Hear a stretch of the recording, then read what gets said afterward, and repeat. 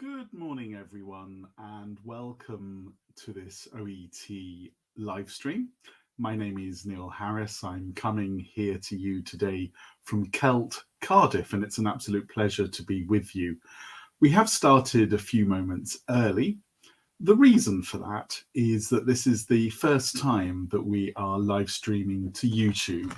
And if you're like me, joining this live stream on YouTube for the first time, or indeed if you have been in a live stream on YouTube before, you are all very, very welcome.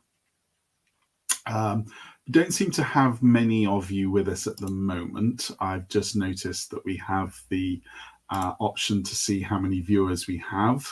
So I will restart at 9 o'clock when the doors open, as it were. But this is a good opportunity to make sure that the technology is all working and that we're ready for this All-Stars CELT Cardiff session on OET writing. So sit back and enjoy. If you're watching the recording, you'll be seeing me here from my home office, waiting for the participants to join the live stream from OET itself at 9 o'clock. So I'll just pause for a few moments, and then when we have more live viewers, then we'll be in a position to start. If you are joining us just now, you're very welcome. Thank you very much indeed for joining us. If I could ask, please, for you to comment into chat, which OET profession are you preparing for? Are you preparing for the nursing exam, the medicine exam, or perhaps one of the other OET subtests? Sorry, when I say subtests, I mean the OET versions, because there are 12 in total. Can you also just pop into chat where you're from, as that would be a really interesting opportunity to me to find out what nationalities we have with us in the room today.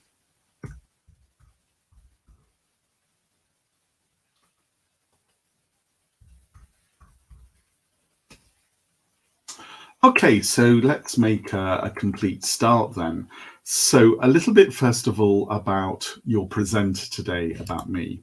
So my name is Neil Harris, and I work for an organisation called CELT, Centre for English Language Teaching in Cardiff in the UK. We are an OET premium provider for both writing, no, we're not. We're an OET premium provider for both nursing and medicine, but we are also an OET All-Star. And if you're new to OET, you may be wondering what that all means. Well, it means that we have completed training to demonstrate the high quality of our courses and that we're supported to deliver regular live classes on OET social media. Basically, that means that you can trust us to give you the best possible preparation for OET, be it in face-to-face or online classes. So let's have a look a little bit now at what we're going to be doing together this morning. Well, in terms of the learning outcomes, there are four main areas that we will be covering. First of all, briefly, by the end of the session, which will last around half an hour, you will have reviewed the format and requirements of the OET writing subtest. You'll have seen how to annotate a set of case notes, and that's both for the computer-based and also for the paper-based versions of the test. You'll have considered the importance of planning your answer, and then finally practiced writing a simple plan for nursing subtest 1. So I think it's important to say that if you want to get good at OET, you have to get good at English, and therefore exam practice alone is not enough. And in all honesty, in terms of working with an OET premium provider like CELT or any of the other All-Stars, it's not just enough to learn exam strategies. You need a really good level of English. So in that respect, my first point on this slide is an important one. Improve your language proficiency, improve your English, so that you are flexible in your use of English and you're able to control your language well. I really recommend in the writing subtest that you should be planning your letter before you start writing it in the exam. And we'll show you how to do that today. But also leave time to check your answers at the end of the test. To find out more about these ideas and OET writing generally, remember that there are a number of pages on the OET website that you're able to use, and I'm going to pop those into chat just now. The first one is the OET writing page, which is a really helpful way of finding out about the writing test and what's required to give you more information than I can do today. But also people want to practice. So I'm also sending you a list of the OET writing sample tests, including the link to sample test 1, which is what we will be looking at in today's All-Star event.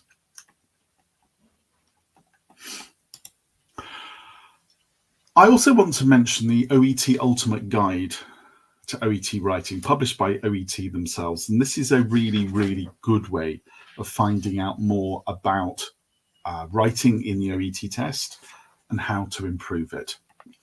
So let's just briefly overview what the requirements are of the OET writing subtest. Well, as you can see, writing is one of 4 parts of the OET exam. You'll start with the listening test and then move on to the reading test and then the writing test, all in one big block.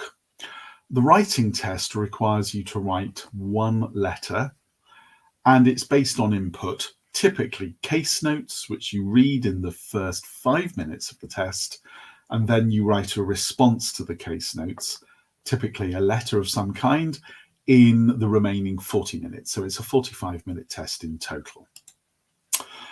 What does the writing subtest actually look at? Well, it tests, and this is taken from the OET website itself, your ability to produce a profession-specific letter, a nursing letter for nurses, a medicine letter for doctors, a pharmacy-based letter for pharmacists. Normally, or usually, these are letters of referral or transfer or discharge, certainly for nurses and for doctors. And they're based on a typical workplace situation. And they're very much closely related to your professional practice, which is what makes this such a good test, because, of course, it relates to OET writing for your particular job. Other kinds of letters do exist. So, for example, pharmacists might be asked to write an advisory or informational letter. Radiographers may be asked to write a response to a complaint. But in all cases, these letters relate very closely to the requirements of the job that you do. And that's, I think, what is so good about OET.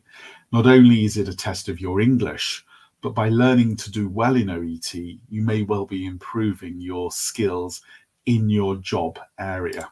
In terms, again, of the format, the input, as we've talked about, case notes or other profession-related documentation. And from those, you then are asked to write a letter of between 180 and 200 words. When it comes to the marking, the letters are marked by a minimum of 2 independent OET assessors based in Australia.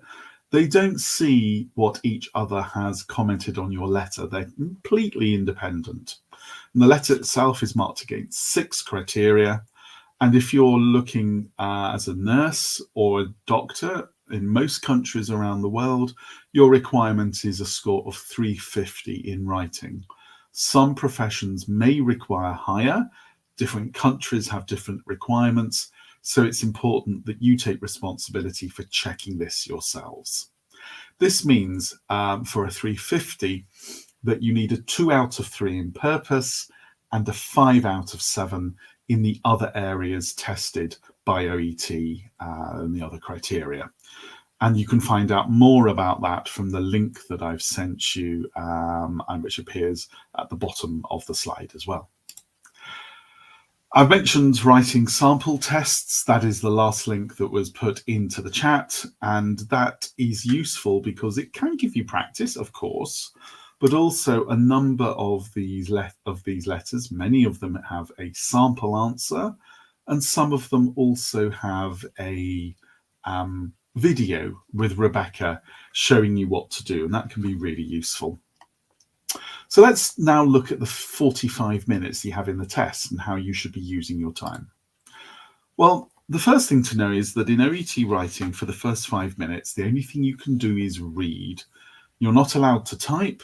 If you're doing the computer-based version of the test or OET at home, you're not allowed a pencil to mark the paper-based version of the case notes. It's reading time. So what does that mean?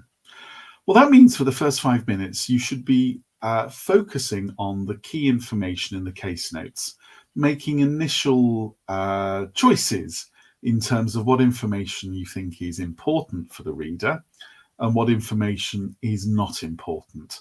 And we'll see what that means when we look at the case notes for nursing sample 1, Lionel Ramamurthy, in a few moments. You'll see on screen that I refer to a task reduction. And in fact, there is a previous OET All-Stars event that I delivered a couple of months ago called Taking a Constructive Approach to the 5 minutes of reading time. So if you're interested in finding out more, that is a really good place to start. So here is a set of case notes, and you'll notice that I've divided it into 4 sections. What some candidates do is they look at the case notes, they start at the top, they read through, and then at the end they get to the writing task. I actually think we can do better than that. The first thing that we should be doing at the beginning of those 5 minutes is look at the end of the case notes and look at the writing task, because this tells you what you need to do. And if you know what you need to do, you can then read the case notes in a more intense and intensive way. Excuse me. So we know for this letter that we're writing a discharge letter. So the patient is getting better and they're ready to be leaving the medical facility where they have been receiving care. And they're being discharged into the care of a lady called Georgina Ponsford, who is a resident community nurse at a retirement home. We have her address. That'll go in the address at the top of the letter. We also know that this letter will go with Mr. Ramamurthy back to the retirement home when he's discharged tomorrow.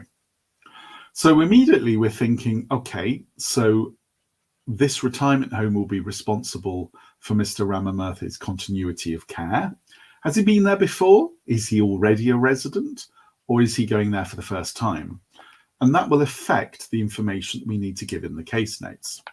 So once you've read the writing task, I think it's often quite nice to know about your patient.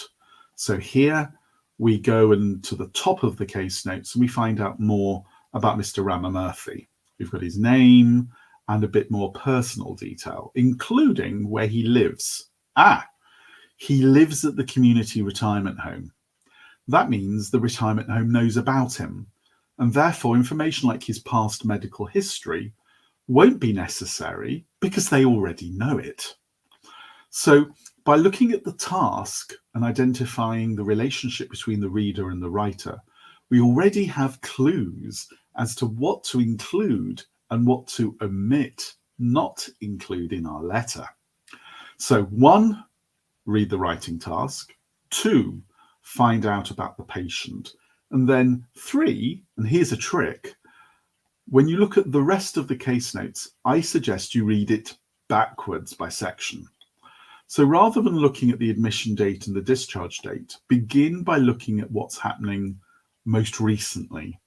Here we get the discharge plan, the assessment. He's made good progress and is therefore now ready for discharge. And we find out about the nursing management. As we go backwards, we find out about his admission, pneumonia, his progress whilst he was in the hospital, and then background information. Now, in an OET letter, the information that's required by the task very often comes towards the end of the case notes. There will be other information that's important, but it makes sense to focus first on that key information that needs to be transferred into your letter. So once more, writing task first, patient basic information second, body of the case notes backwards. Let me click backwards third. Okay, so we've read the case notes, we've decided what's important. What about annotating the case notes? Well, and timing is important here. You are now into the remaining 40 minutes of the OET test. You've had your 5 minutes reading time, you've read the case notes, and now you're ready to start your plan. And we'll talk a little bit more about plans in a moment. But I just want to make you aware that you should be spending between 10 and 15 minutes before you actually begin the writing of the letter. In other words, you don't start your letter until between 15 and 20 minutes in the exam. You spend those first 15 or 20 minutes reading, annotating the case notes, either on computer or on paper, and then writing your paragraph plan. Let's look and see what that actually looks like. So here are the case notes. And what I'd like you to do, please, is read the case notes and decide in your view what is important here. And you can put some answers into chat if you like. What do you think are the key bits of information here?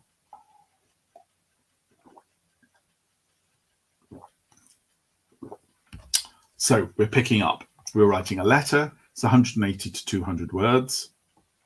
It's a discharge letter. We know the receiver, the recipient, and we also know from having looked briefly about Mr. Ramamurthy and where he lives, that he is a known patient to Georgina Ponsford. He lives in the nursing home where she's the resident community nurse. If we then look at the information about Mr. Ramamurthy, a lot of this information will be irrelevant. For example, we don't need to tell Georgina that he lives at the community retirement home. She may have in fact been the person who initially contacted the hospital for his admission. So what information here do you think is necessary? And I'm asking these questions because these reflect the kind of questions that you should be asking at the point where you are annotating the case notes in the exam and deciding what to include in your letter. Well, you probably decided that the patient's name is important for the letter. The admission and the discharge date are important. They tell us how long he was in hospital, and also the diagnosis. But information about the next of kin is really not necessary, nor is the marital status. It has no bearing on this case because Mr. Ramamurthy is in a community retirement home. That is where he is cared for. If we then look at the case notes, you'll soon see that a lot of information needs to go from here into the letter. Because we're being asked to write a discharge letter, inevitably then the reader needs to know what should happen on discharge. So everything in the discharge plan will be important. The reader is very likely wanting to know how Mr. Ramamurthy is following his admission. So the fact that he's made good progress overall will also be important. And in terms of the nursing management received in hospital, you'll notice how much of this relates to the discharge plan. So encouraging oral fluids and proper nutrition is repeated here. We don't need to write it twice, and this is where planning comes in. We can see how things relate from one section of the case notes to another. If something appears twice, it doesn't mean that you need to write it twice. Instead, we might refer to what happened in nursing management and then expand it in the discharge plan paragraph in our letter.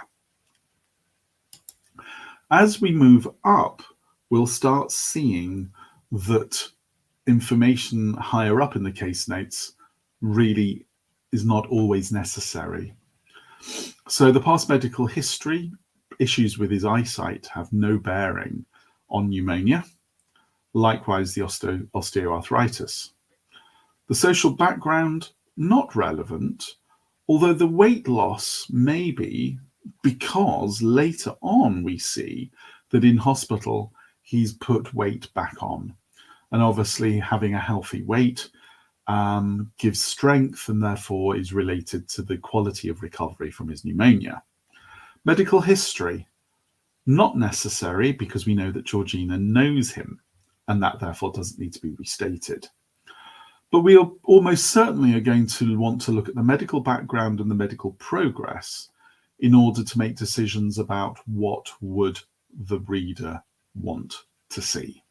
And I'll pause here for a few moments to give you that opportunity to think a little bit more about what do you think Georgina would want? And I'll show you my thoughts in a moment.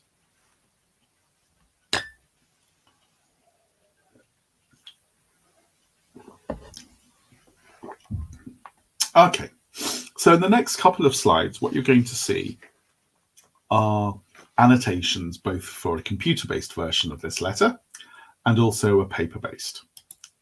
Here is the computer-based one, which largely, but not entirely, replicates what you would be doing in those 10-15 minutes of annotating and planning time. So as you can see here, certain things are highlighted in yellow, and that's what you can do in the computer-based test. Excuse me. So in the computer-based version, or OET at home, you can highlight the key information that you want to go in the letter. I've put a ring around here. You can't do that in the test, but that is simply to make the point that this is the key part in many ways of the letter, because it relates to the discharge. Notice how the information that appears later in the case notes makes it into the letter, whereas information higher up doesn't. You have to read all of it. So, for example, we'll want to be able to tell Georgina that his admission was pneumonia. Now, I've underlined this. You can't do that in the test, but it does make the point here that you may want to summarize some of the symptoms that the patient had on admission. If you're doing the paper-based version of the test, it'll look a little different. And in fact, this is one of the advantages, in my opinion, of the paper-based version. You're able to be more granular, more detailed in what you annotate. You'll see here the system that I recommend people who work with me, my students, use. If information is essential, it gets 2 ticks. If it's information where I'm not so sure if it's needed or not, 1 tick, and you can either have blank or cross out anything that's not necessary. So as you'll see here, the social background and the past medical history are all crossed out. They're not relevant. Patient detailed information is crossed out. And I've given 1 tick to the 2018 COPD diagnosis, which may be of value relating to the fact that he's been admitted for pneumonia. But then as I thought about it, I decided that really wasn't relevant because the reader will know that this patient has COPD. What we have here in pneumonia might be classed as an exacerbation of the COPD in terms of symptomology.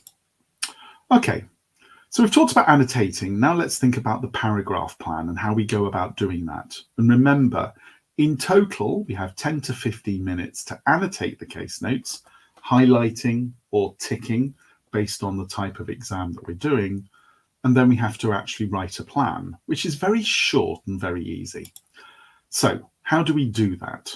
Now, remember, this is still pre-writing. So here is a question for you. I always write a plan of my letter before I start writing. True or false? And you're very welcome to put your thoughts into chat. Well, in my view, if you've answered true, well done. I have many years' experience of teaching writing of all types, and it's absolutely the case that in my experience, the people who get the best marks are the people who plan first. If you're not in the habit of planning, then you're in the right place here today, because we're helping you to understand its importance and how to do it. So please, please, please write a plan before you go into the final stage, or the main stage of the exam, which is actually the writing of the letter. You will write a much better letter if you plan.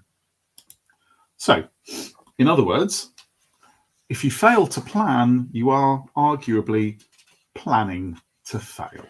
It's as simple as that. So here are some questions that will help to guide us in that planning. 3 questions.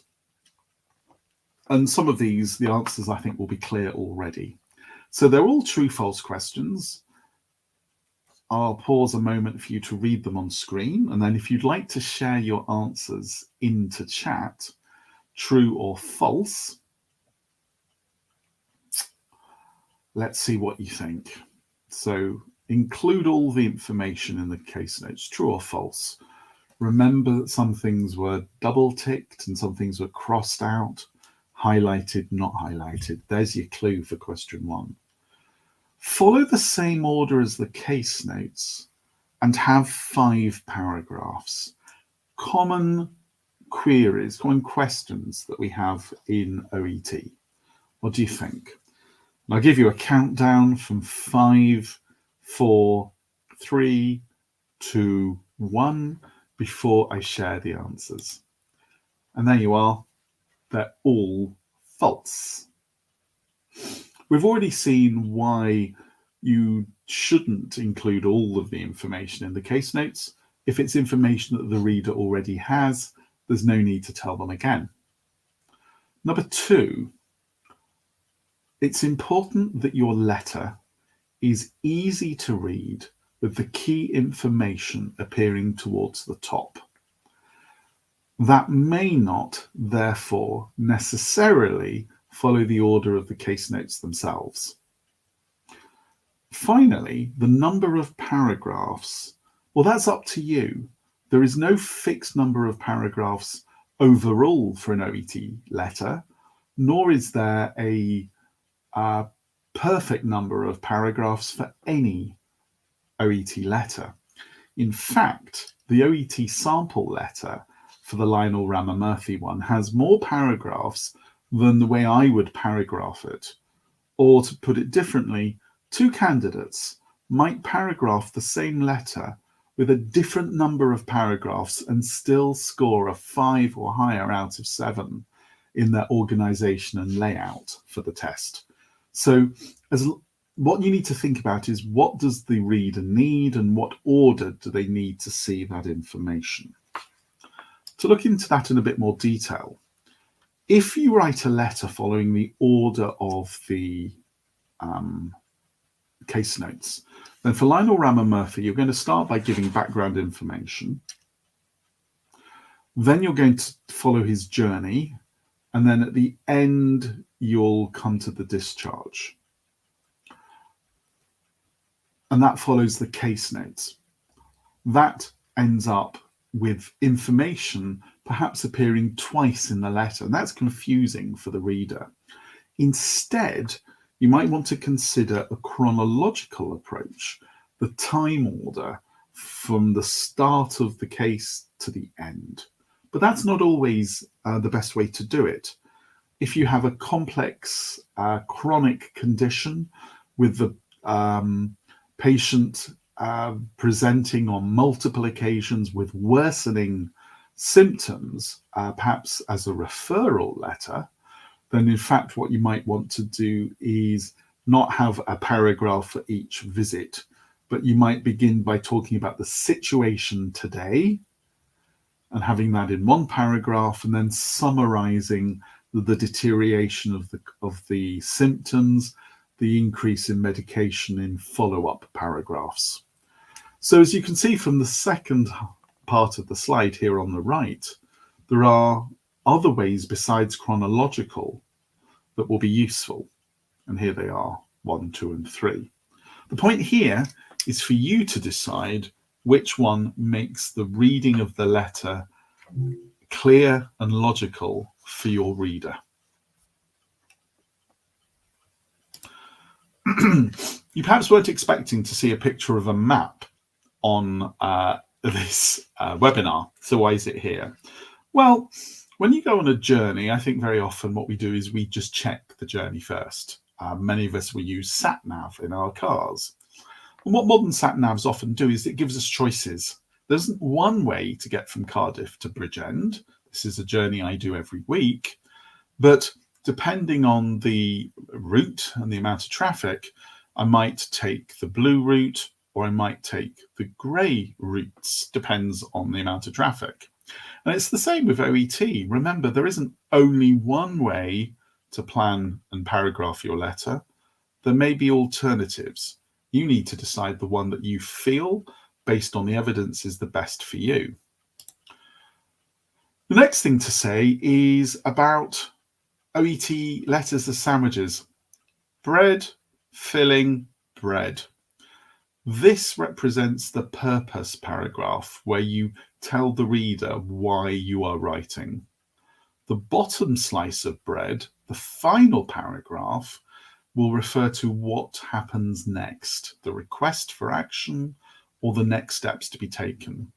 The filling in the middle of the letter represents the ingredients, if you like, from the case notes, the middle paragraphs.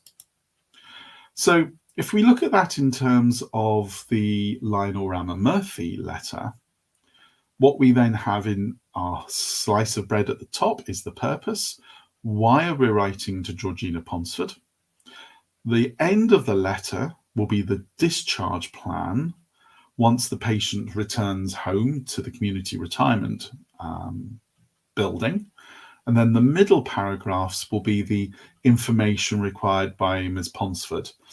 The fact of why he was admitted, what happened in hospital, with this being the key information for the reader. So in a paper-based version of the test, your plan might look like this. You can number the paragraphs if you like.